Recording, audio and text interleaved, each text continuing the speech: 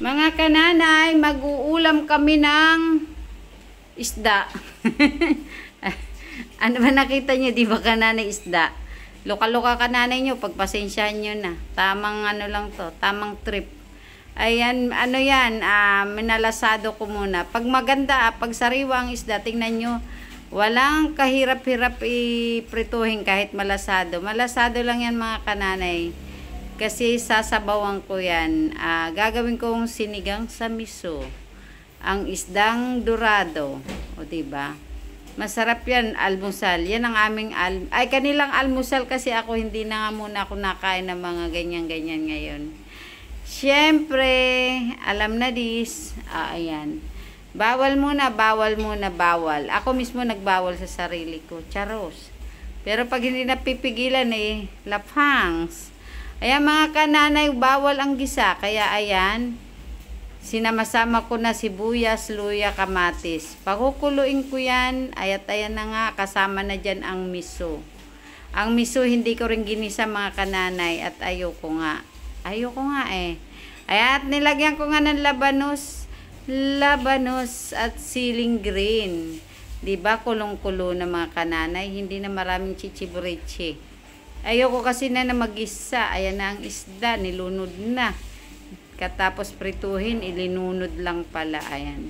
Ang ganda ng isda, sariwang-sariwa. Ayan mga kananay, ang mahal ng isda ngayon. Ano bang nangyayari? Kasi daw malamig, nagtatago daw ang isda. Hindi ko alam ba't nagtatago, ano. At ang gagawin natin pang-asim, syempre mga kananay, lemon. At hindi nga ako nagamit ng mga seasoning na mga, alam na, hindi ko, sa mga batuta ko. Ayan, lemon ang ipipigan natin. Sinigang sa miso, ang pang-asim ay lemon. Sangka pa. Diba? Mas sustansya, may vitamin C. Maganda sa katawan ang lemon. Wag lang over. Alam nyo na, acid.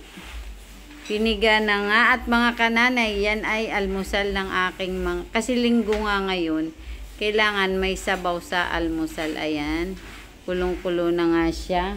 At lalagyan natin yan ng mustasa. Sinigang kasi yan sa miso, kaya may mustasa. Diba? Ayan, ang sarap kaya. Hindi ko lang yung tikman at yan ay hindi ko kakainin. At nagda-diet ang kananay, charis.